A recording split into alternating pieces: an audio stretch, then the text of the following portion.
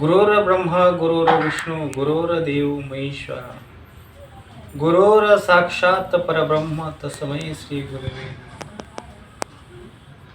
श्री गुरु सारिका असता पाठी राखा इतरांचा लेखा कोण करी राजयाची कांता काय भीक मागे मनाची या जोगी शेती भावे कल्पतरू तळवटी जो कोणी बैसला काय होणे त्याला सांगा जोजी ज्ञानदेव म्हणे तरलो तरलो आत्ता उधरलो गुरु कृपे श्री गुरु सारिका असता पाठी राखा इतरांचा लेखा कोण करी.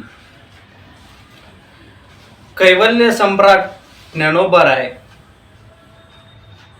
या ठिकाणी गुरूंचे वर्णन करतात. त्यांच्या माध्यमातून ते सांगतात की श्री गुरु सारिका असता पाठी राखा इतरांचा लेखा कोण करी. यच्चावत जीवाला ज्ञानाची प्राप्ती करण्यासाठी एक साधन म्हणजे हरिप्राप्तीसी उपाय धरावे संतांचे ते पाय. या कलियुगात नाम साधनेत एवढी ताकद आहे, पण ती नाम साधना ती फक्त गुरूंकडूनच मिळत असते.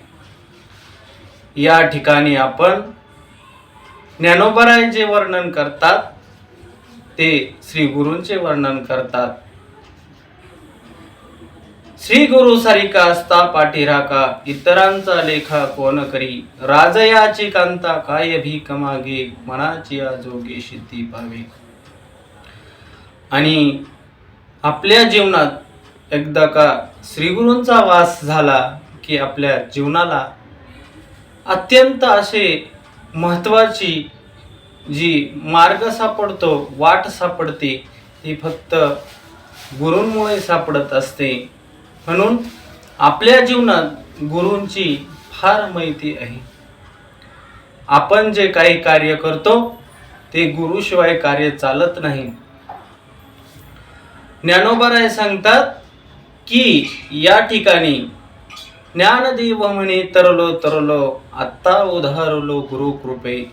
आणि ते सांगतात की निवृत्ती दादांमुळे आमचा जो विकास झाला, जो बुद्धीचा विकास झाला किंवा ज्ञानाचा जो वर्षाव झाला तो फक्त निवृत्ती दादांमुळे झाला. या ठिकाणी निवृत्ती दादा ज्ञानोबाराय महाविष्णूचा अवतार सखा माझा ज्ञानेश्वर. ज्ञानोबाराय महाविष्णूचा अवतार होता, पण श्री गुरु सारिका असता पाठी राखा इतरांचा लेखा कोण करी. आणि आपले जे कोणी मोठे महान व्यक्तिमत्व जर त्यांनी संबोधलं गेलं तर ते आपले निवृत्ती दादांना संबोधलं गेलं.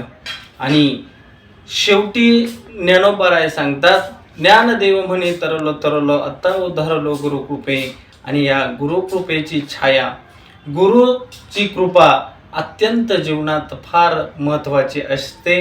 म्हणून जन्माला आल्यानंतर माणसानं हा गुरु केलाच पाहिजे, कारण जीवनात गुरुला फार किंमत असते.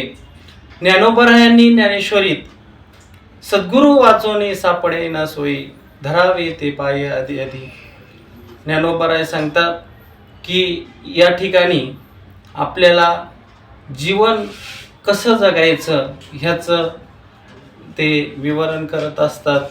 म्हणून ह्या अभंगाला ज्ञानोबारायांनी अत्यंत फार असं महत्त्व दिलं आहे. आणि याच्यात कल्पतरू तळवटी जो कोणी बैसला काय येऊनी त्याला सांगा जोजी. ज्ञानोबाराय म्हणतात कल्पतरूच्या झाडाखाली जो बसेल त्याला कुठल्याही प्रकारचं अनेक मार्ग सापडतील, अनेक वाटा सापडतील, त्याला काही कमी पडणार नाही असे ज्ञानोबाराय वर्णन करतात. आणि ज्ञानोबाराय वर्णन करतात एक महान व्यक्तिमत्व आहे ज्यांनी 16व्या वर्षी आपल्या ज्ञानाचा प्रचार केला असे ज्ञानोबाराय. त्यांनी 21व्या वर्षी आपलं हे जीवनाचा मार्ग त्यांनी तो मोकळा केला आणि या मार्गातून ते मुक्त झाले आणि जगासाठी त्यांनी अतिशय एक महत्त्वाचं जे आहे ते म्हणजे पसाई दान. आता विश्वात्मके देवे येणे वाग्यत्नो तोषावे, तोषोनी मज द्यावे पसाई दाणे. जगाच्या कल्याणा संतांची विभूती देय कष्टविती पुरपकारे. म्हणजे जगाच्या कल्याणासाठी संत अवतरित होत असतात आणि जगाचं कल्याण करून ते हे यात्रा संपवत असतात. म्हणून प्रत्येकाने जीवनात गुरूंचं आशीर्वाद घ्या, गुरु करा, कारण गुरुशिवाय ह्या जगात दुसरं काही नाही. आणि यामुळे आपल्या जीवनातील जे सुखदुःख आहे त्या सुखदुःखाचं निवारण होत असतं. म्हणून प्रत्येकानं जीवनात गुरु करा. रामकृष्ण.